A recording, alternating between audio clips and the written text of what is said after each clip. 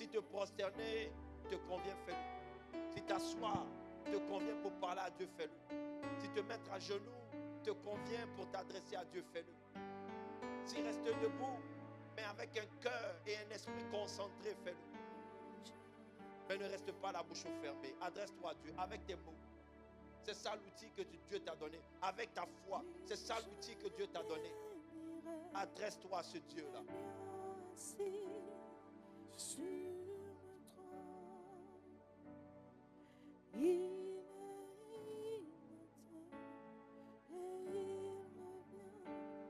Parle à Dieu. Réalise que tu n'as pas toujours eu la bonne attitude, le bon comportement. Tu n'as pas toujours tout le temps fait les bons choix.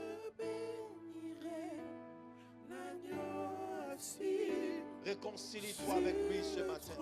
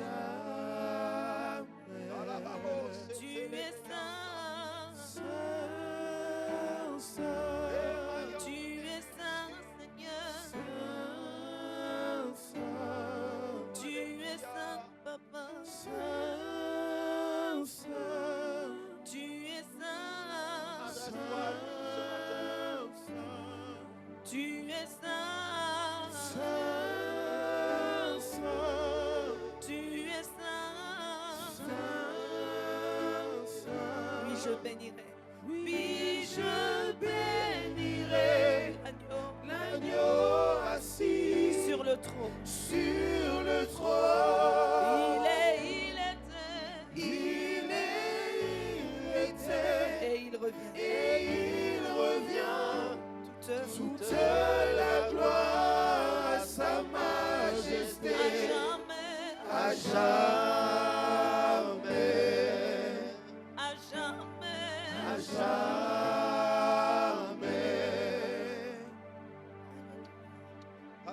J'élèverai ma voix pour chanter que Dieu est saint, saint, saint. Tu es saint, saint, saint. À toi, Seigneur, de ma vie, à mon sauveur et mon roi. Tu es saint, saint, saint. Tu es saint, saint, saint. Les anges élèvent l'agneau et ils se prosternent et ils chantent.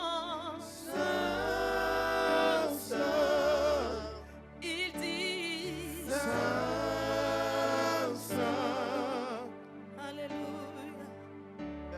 Vous tous bien-aimés du roi, crions son nom et chantons saint, saint. Tu es saint, saint, saint. Oui, je bénirai. Oui, je bénirai l'agneau assis sur le trône. Sur le trône.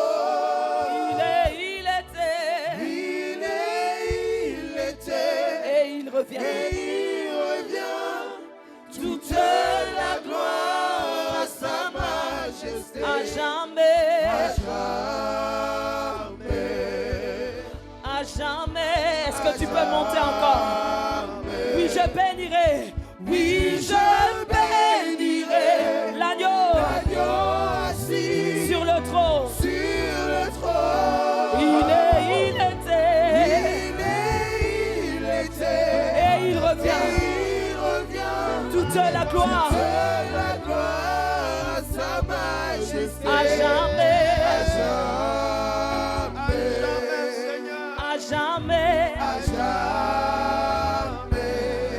Tu es saint. Tu es saint, Seigneur. Tu es saint, Seigneur. Tu es saint, Seigneur. Tu es saint, Seigneur. Tu es saint, Seigneur. Tu es saint, Seigneur. Tu es saint, Yahweh. Tu es saint, Yahweh. Oui, je bénirai, oui, je l'agneau Assis assis. sur le trône. Il était, et il revient. Il revient. Toute la gloire, La gloire à sa majesté. à jamais, à jamais. Oui, je bénirai, oui, je Bénirai l'agneau assis assis. sur le trône. Il était, et il revient. Toute la gloire, à jamais, à jamais. Tu es saint, Seigneur. Tu es saint, Seigneur. Tu es saint, Yahweh. Tu es saint, Yahweh. Tu es saint, Seigneur. Tu es saint, qui est comme toi? Tu es saint, Tu es saint,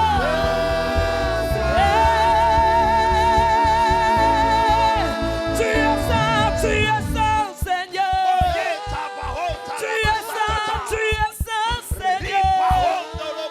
Tu es saint, Yahweh. Tu es saint, Seigneur.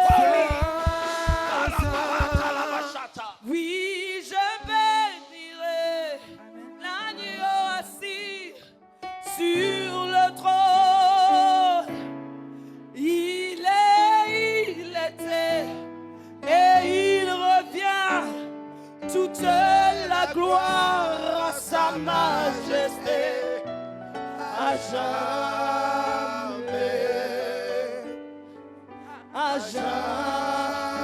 Peuple de Dieu, on peut le faire ensemble. Oui, l'agneau sur le trône. Chante de tout ton cœur. Il est, et il revient. Toute la gloire à sa majesté. À jamais. Oui, c'est ça, monte encore à jamais. À jamais. Une dernière fois, oui, je bénirai. Oui, de tout ton cœur. Chante, chante. Sur le trône.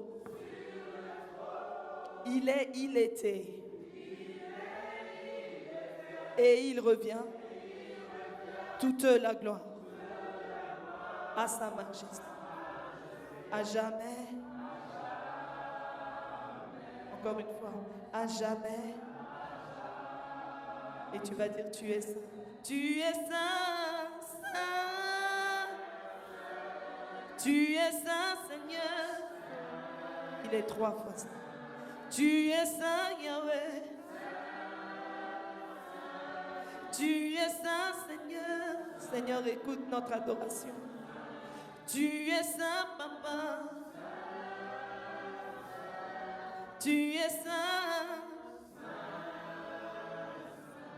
Que Dieu vous bénisse, peuple de Dieu. Est-ce que tu peux acclamer très fort le Seigneur Jésus-Christ?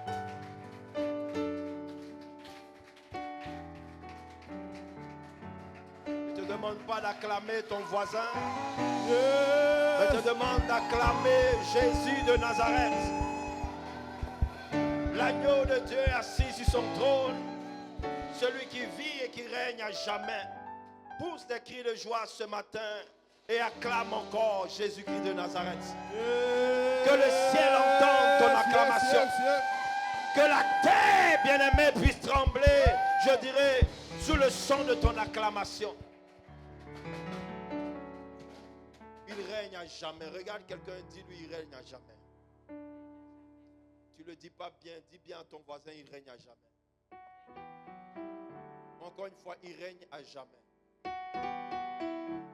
Une dernière fois, il règne à jamais. Alléluia. Acclame encore le Seigneur Jésus-Christ. On va rester debout dans la présence de Dieu. Nous allons passer à la lecture de la parole du Seigneur. La malédiction. Nous allons voir ensemble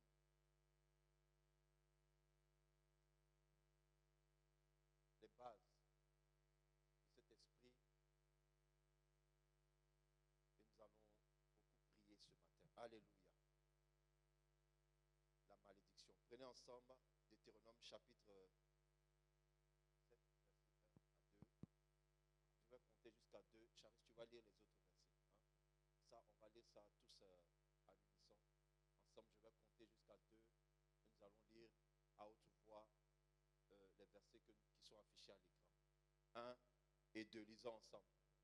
Lorsque l'Éternel, ton Dieu, t'aura fait entrer dans le pays dont tu vas prendre possession, et qu'il chassera devant toi beaucoup de nations, les Héthiens, les Girgasiens, les Amoréens, les Cananéens, les Phéréziens, les Éviens et les Jébusiens, 7 nations plus nombreuses et plus puissantes que toi. Lorsque l'Éternel, ton Dieu, te les aura livrés et que tu les auras battus, tu les dévoueras par interdit. Tu ne traiteras point d'alliance avec elles et tu ne leur feras point grâce. Amen. Alors, on va maintenant lire Genèse chapitre 19, versets 36 à 37. Charis va faire la lecture. Amen. Je lis la parole du Seigneur. Les 2 filles de Lot devinrent enceintes de leur père. L'aînée enfanta un fils qu'elle appela du nom de Moab. C'est le père des Moabites jusqu'à ce jour. 1 Roi chapitre 16, verset 34. De son temps, Hillel de Béthel bâtit Jéricho. Il en jeta les fondements au prix d'Abiram, son premier-né, et il en posa les portes au prix de Ségu, son plus jeune fils, selon la parole que l'Éternel avait dite par Josué, fils de Nun. Amen. On peut acclamer la parole de Dieu. Et on peut également s'asseoir.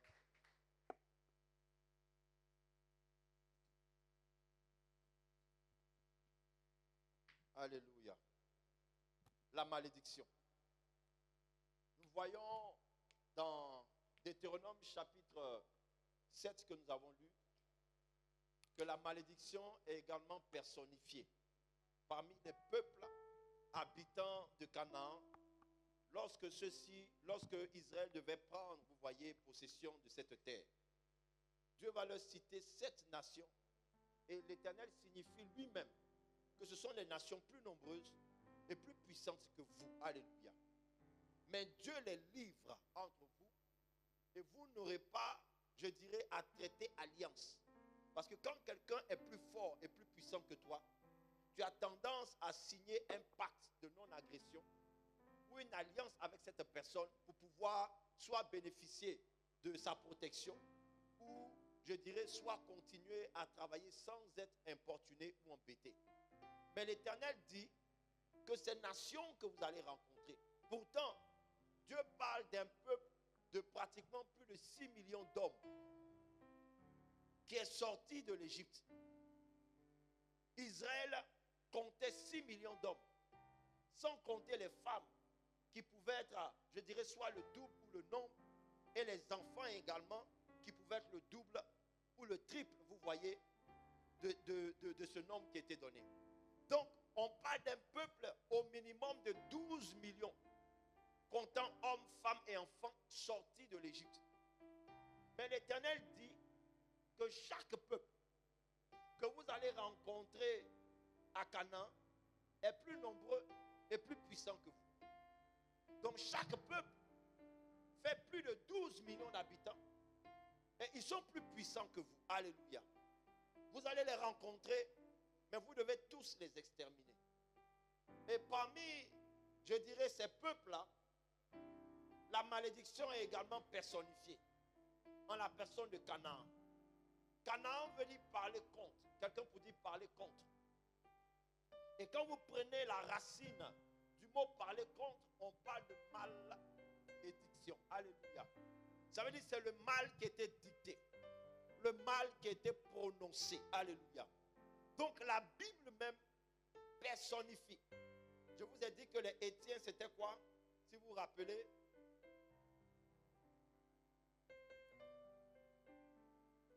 Ceux qui étaient là le dimanche dernier.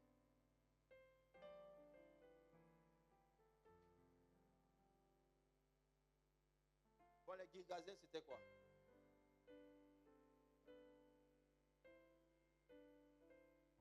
Alléluia.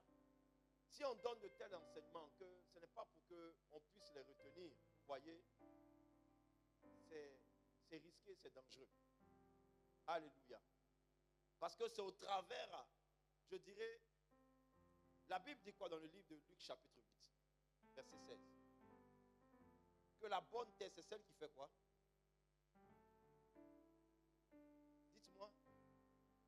Celle qui retient la parole de Dieu et qui porte du fruit par quoi? Par la persévérance. Donc si le message, vous ne le retenez pas, comment vous allez persévérer dans la foi en Christ? Alléluia. Je vous ai dit que les Hétiens, c'était la peur. Je vous ai dit que les Girgasiens, c'était quoi? L'esprit de rétrogradation, l'abandon de la foi. Hein? Ça vous revient un peu maintenant. Amen. Maintenant, on est en train de voir qui est les Cananéens. Alléluia. Donc les Cananéens représentent ici l'esprit qu'on appelle l'esprit de la malédiction. Mais vous allez voir que c'est plus profond que ça. Nous avons lu 2 textes. La malédiction, c'est quoi? Notez, vous qui notez, la malédiction, c'est une condamnation au malheur qui est prononcée soit par un autel démoniaque, soit par une personne. Alléluia. C'est également un moyen utilisé pour faire aboutir un mal dans la vie de quelqu'un. Elle peut se poursuivre de génération en génération si elle n'est pas stoppée. La malédiction est comme un long bras qui traverse des générations pour faire subir les mêmes sorts aux membres d'une famille. C'est comme également un voile qui couvre et empêche le soleil de briller sur certaines personnes, certaines familles et sur certaines nations. La malédiction est également une barrière invisible qui empêche l'accomplissement du plan de Dieu dans votre vie. Quelles sont les conséquences d'une personne qui se trouve, je dirais, sous une malédiction? La malédiction bloque la guérison d'une personne. La malédiction également bloque le succès, le progrès. La malédiction bloque également l'accomplissement du plan de Dieu pour votre vie. Si la malédiction n'est pas brisée dans la vie d'une personne, elle te rend prisonnière de la souffrance que tu es en train de vivre. La malédiction entraîne également l'humiliation. La malédiction entraîne la stérilité sous toutes ses formes. Stérilité financière, stérilité matérielle, stérilité professionnelle, stérilité, je dirais même sentimentale. On a des difficultés à trouver un partenaire, difficultés à se marier, difficultés à aboutir à un projet, voyez, d'avenir. La malédiction également provoque des maladies sous toutes ses formes. Quand une personne se trouve sous une malédiction, que ce soit les maladies incurables, maladies héréditaires, maladies cycliques, maladies saisonnières. Ces maladies-là, vous voyez, peuvent être provoquées par une malédiction. Je vous explique, mais je vous donnerai des cas pratiques pour que vous puissiez comprendre ce dont je suis en train de parler. La malédiction également attire la pauvreté, la misère. Vous voyez? Et on peut même aller jusqu'à l'échec, sous toutes ses formes. La malédiction également conduit à la défaite. Quelqu'un qui se trouve sous une malédiction, vous voyez, ne peut pas, je dirais, remporter des batailles. Chaque combat que tu mènes se solde par une défaite. Parce que tu portes en toi, je dirais, la puce ou le signe de la malédiction. Amen. La malédiction provoque des retards dans ta vie. Amen. Le retard dans ta vie. La malédiction aussi provoque ça. Retard générationnel. On a le sentiment qu'on a commencé quelque chose avec des personnes et aujourd'hui, on a l'impression, même l'impression vérifiée, confirmée, que vis-à-vis de nos promotionnaires, il y a un écart qui s'est créé, il y a une distance qui s'est créée. Nous ne sommes pas, je dirais, là où nous devons être, mais nous sommes bien en retard. Alléluia. Le retard est provoqué par la malédiction. Le retard également ramène à la case de départ. Ça veut dire que quand une personne se trouve sur une malédiction, obtenir quelque chose peut ne pas être un problème. Vous voyez? Selon les types de malédictions, ou je dirais l'étendue des malédictions, il y a des personnes qui n'ont même pas le droit d'obtenir quelque chose. Et il y a des personnes qui peuvent se battre pour obtenir quelque chose. Mais la malédiction est une loi qui peut ramener cette personne à la case de départ. Alléluia. Maintenant, je vous prends des cas pratiques pour que vous puissiez comprendre et nous allons prier. Alléluia. Comprenez que la malédiction découle de deux choses. Deux choses que je partage aujourd'hui. Il y en a plusieurs, mais je veux partager deux choses avec vous. La malédiction, découle de ce qu'on appelle un acte. Un acte. Dites avec moi un acte. Un acte. Affichez-moi Genèse. Voilà. Genèse 19. La malédiction découle d'un acte. Ici, il s'agit de qui? Il s'agit de Lot et ses deux filles. Alléluia. Les filles de Lot avaient une intention, bon, qu'on peut juger de noble, si vous voulez. Alléluia. C'était quoi? C'est que leur mère avait été transformée en statue de sel. Elle savait que, en termes de descendance, elles étaient les deux filles de leur père qui restaient. Parce que leurs frères et leurs sœurs qui étaient restés à Sodome et Gomorrhe avaient été, je dirais, dévastés également par la destruction de Sodome et Gomorrhe. Ne croyez pas que Lot avait seulement que deux filles. Non, il avait plusieurs enfants. Amen. Mais il est sorti avec celles qui n'étaient pas mariées. Parce que lisez bien la Bible, vous allez voir que les enfants, l'ange a dit à Lot, prends ta famille, tes enfants et tes gendres et faites-les sortir. Mais ceux-ci n'ont pas voulu sortir de Sodome et Gomorrhe. Donc quand le temps est arrivé, l'ange a pris la main de Lot, de sa femme, et de ceux qui étaient sous son toit. Amen. Et les a fait sortir précipitamment. Donc quand la femme de Lot regarde en arrière, ne pensez pas qu'elle était seulement attachée à la ville. Elle avait sa chair qui était restée dans cette ville. Amen. Elle avait ses enfants qui étaient restés dans cette ville. Elle avait quelque chose de précieux. Ce n'était pas seulement son commerce, son argent, tout ce qu'on peut imaginer. Parce qu'on a eu l'habitude d'entendre les enseignements. La femme de Lot a regardé en arrière, pensant qu'elle était tellement attachée à Sodome et Gomorrhe. Mais ce n'était pas la ville qui l'attachait. Vous voyez? Mais c'était ce qu'elle avait laissé dans cette ville. Elle avait laissé ses enfants.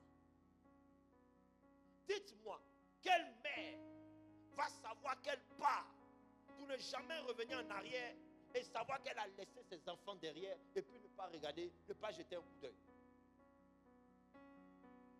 Forcément. tu seras tenté de regarder en arrière ce que tu es en train d'abandonner, même ne serait-ce qu'une dernière fois, pour garder une image dans ton esprit, dans ton subconscient.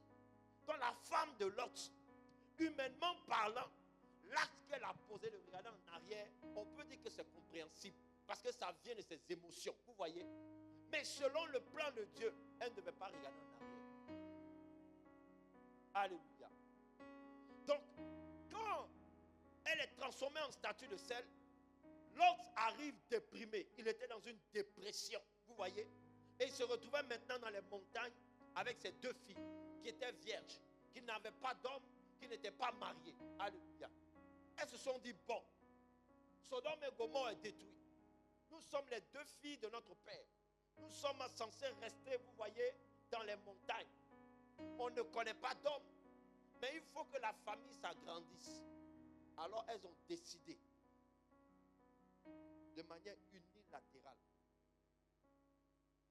amen, de faire boire à leur père chaque soir du vin.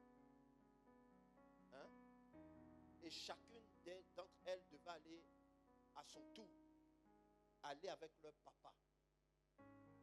Bon, je ne vais pas utiliser les termes comme il y a des enfants ici. Hein? Donc vous comprenez, chacune devait aller avec leur papa, avec l'autre, pour avoir la possibilité de tomber enceinte.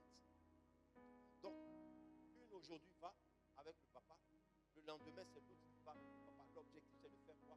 C'est de tomber enceinte et de donner une descendance à l'autre. Est-ce que vous comprenez? Donc l'autre ne sait même pas ce qui est en train de se tramer autour de lui, mais de manière unilatérale, ses filles vont prendre une décision qui va condamner la famille sur des générations. Alléluia. Parce qu'elles ont estimé que leur père était dans la dépression, parce qu'il avait perdu ses enfants, il avait perdu sa femme, il était déprimé, mais il fallait que la vie continue d'avancer.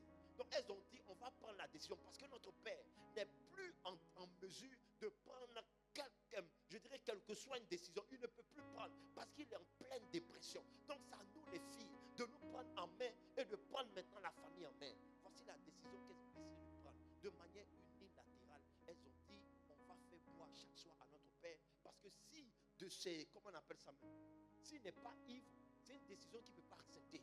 Donc pour qu'on puisse, je dirais, arriver à nos fins, on va, comment on appelle ça, l'enivrer, c'est ça, non?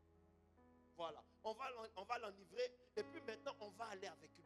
Donc chaque soir, une va avec lui jusqu'à ce qu'elle tombe enceinte.